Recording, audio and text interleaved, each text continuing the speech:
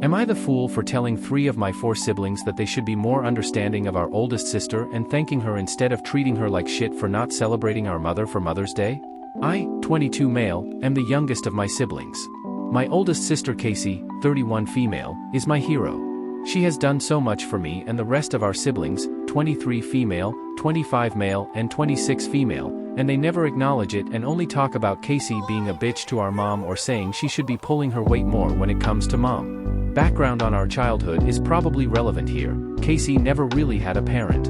Our parents were both shitty people and our father was in and out of prison. Our mother was super hard on Casey and treated her like shit.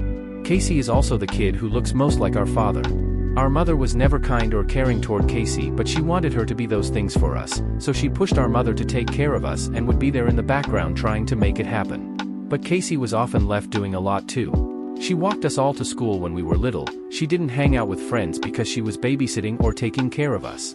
Casey's birthday was forgotten for years and it was pretty much every year until I wrote it down and made sure I brought it up so she'd be celebrated.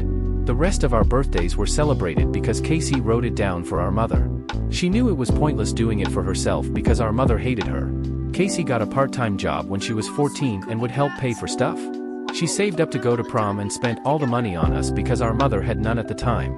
She didn't go to prom. Instead, she worked that night for more money. I always saw it. My siblings always saw our mother as their hero and would get mad at Casey for fighting with mother. They saw our mother as the greatest. And she treated us better generally than Casey, but the only reason she was involved with us was because of Casey. So for Mother's Day this year my siblings all wanted to do this big celebration of our mother because she was diagnosed with chronic liver disease and they fear she won't be around much longer. Casey wanted no part in it. My other siblings were pissed. I told them Casey owed our mother nothing and they fought with me. It was a huge deal and when Casey didn't show up on Mother's Day it set them off. I wasn't there either and I chose to go to Casey's and celebrate with her and my BIL and their kids. My other siblings were being so shitty to Casey in our group chat, so I told them they should be more understanding after all Casey had done for us, and I listed examples, and given the fact our mother treated her like shit, and I listed examples.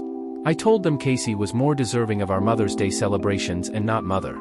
They called me a bad son and a bad brother and said I was sick just like Casey. Am I the fool?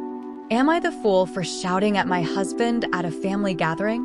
I, 25 female, and my 27 male husband had a child 3 months ago, but the pregnancy was hard on my body, especially after the delivery. I have stretch marks all over my stomach, and I also got diagnosed with PPD. Well, I am working on it now and doing better day by day, but since my delivery, I have been extremely tired taking care of the baby and stuff, but since last 2 weeks, I started going to the gym again with my husband. One thing which irked me was he always made remarks about my stretch marks and how I should be somewhat better by now. He was talking about my body and how it always turned him off.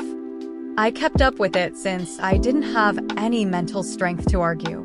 But 4 days ago, when I was feeding the baby, he again made a remark about my stretch marks. I don't know what happened inside me, but I shouted back at him and literally berated him about it, so much that the baby started crying. I took the baby and went to the spare bedroom to sleep. Well, since that day, he has been giving me the cold shoulder, and we only ever talk when it's about the baby. Yesterday, we had to go to his mom's house for a family gathering, and midway through the night, when all the people were present in a single room, she brought up the topic about my body and my stretch marks and basically said, it's not normal that I still have them and must not be doing enough to get rid of them. Well, all the people ages 40 plus chimed in my MIL support. I was so embarrassed and ashamed by this that I left midway, but I did. Shouted them and I left without my husband. I drove to my sister's home with the baby and am living here since yesterday. Most are mutual friends, specifically guys, support him and have bombarded me with messages about how I overreacted and it's my fault. Well, so did my husband this morning, saying how I am overreacting and it's nothing, I should just come back, etc., etc. I haven't replied to any of them, but I don't have the mental capacity to even think about it, but I do think I shouldn't have shouted at them and I was wrong, but I need an outside perspective. So am I the fool? P.S. My husband has always been supportive and caring even during and after the pregnancy. The stretch marks on my body are the only thing he complained about, and for the first time since we are married, did he complain about anything. Update 1. Few things I should have mentioned in my last post, but I didn't. Not all people were against me, many supported me. My fault for not mentioning it. Also, this happens a lot in Asian families, and honestly I was surprised. It's so rare everywhere else, lol. Well, I found how my MIL came to know about my stretch marks. My husband casually mentioned in a chat he had with her, and it turns out she barely has any stretch marks on her. Superior genetics, I guess. And surprise, for some reason she hates me, and she tried to turn my husband against me by telling him that's not normal and I must be doing something wrong and that it can be harmful for the baby. The audacity. I guess it worked. My husband also started doubting and pestering me about it. I had a long chat with my husband about it, and he's agreed to try to work things out, starting with marriage counseling, as many of you suggested, and I also twisted his arm to go to individual therapy. We are still living separately, and to make things clear, he has never abused me before this incident, though thanks to you all I realized how condescending his family was towards me subtly. He has agreed to go and see with them, and we won't be allowing them to visit the baby. I have told him that if things don't work out, divorce is still very much an option for me, so I hope it doesn't get to it. Anyways, thank you all for your advice. It helped me so much, and I hope it all works out for me. Smiley face. Am I the fool for refusing to provide my MIL with more updates? I am female 26. Fiancé is male 26. Together for over 3 years and live together.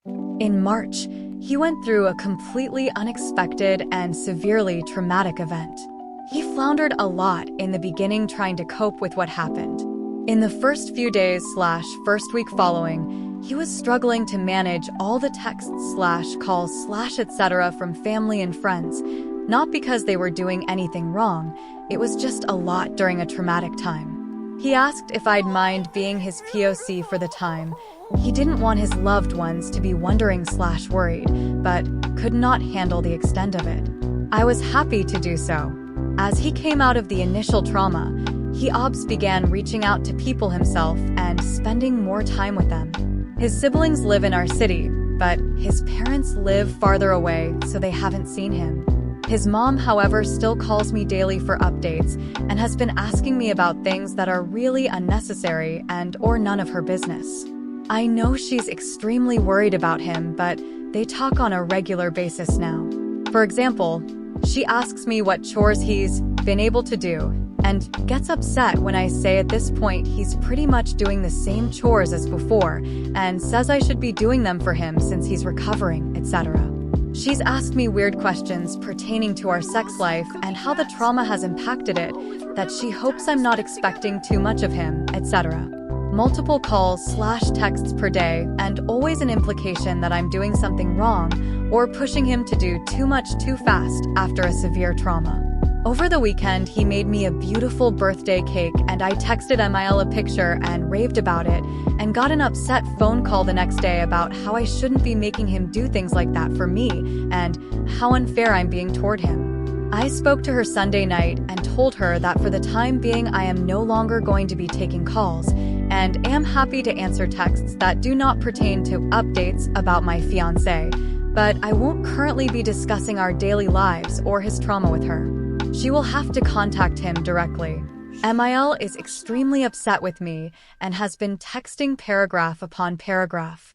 She's accusing me of isolating him from his family and of negatively impacting his trauma recovery.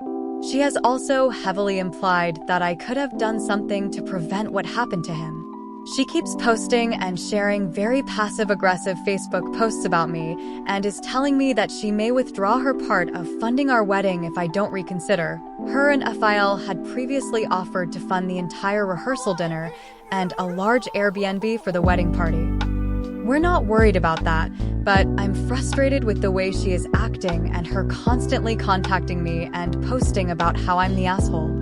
Her and I have always gotten along great with no issues, and I understand that she's devastated and stressed about what happened to her son.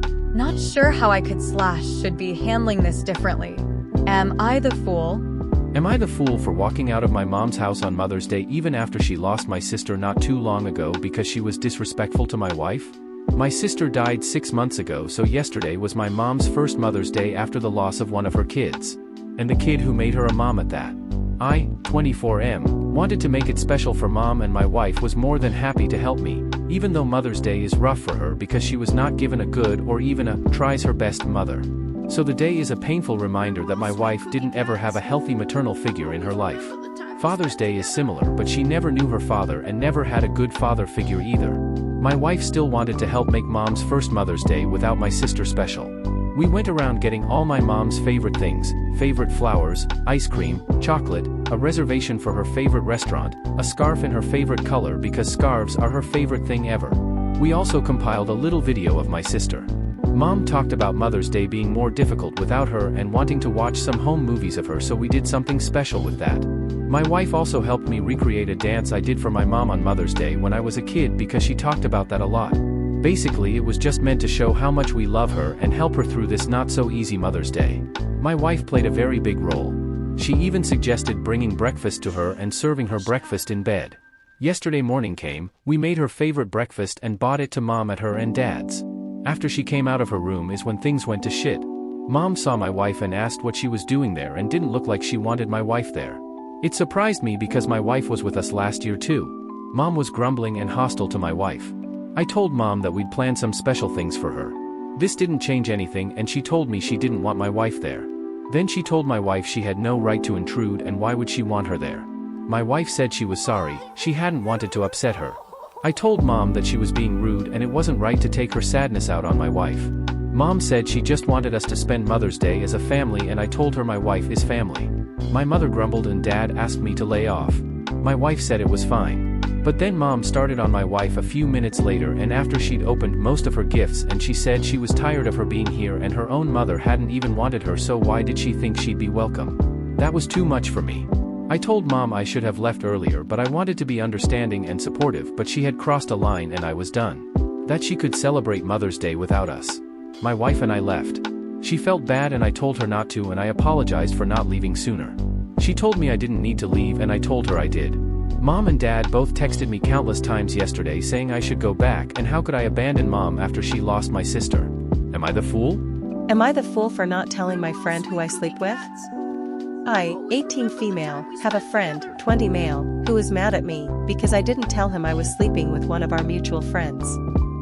I will admit when he asks me what I am doing, I omit that I am with the guy. I will say what I am doing but not who I am with. I always have been a more private person about my sex life, especially if I am not in an actual relationship with the person. I'm not the type to kiss and tell. He's mad at me for lying to him, which I do understand, but I am not sure why it is any of his business. I haven't told any of my friends, because it is not super relevant, but I accidentally let it slip, and he's pissed. Is this normal? Am I the fool? Edit. I have also never done anything with my friend. Never kissed, never held hands, never cuddled, never slept with, etc. Purely a platonic friendship. The guy I am sleeping with is also 18, known him for about 8 years.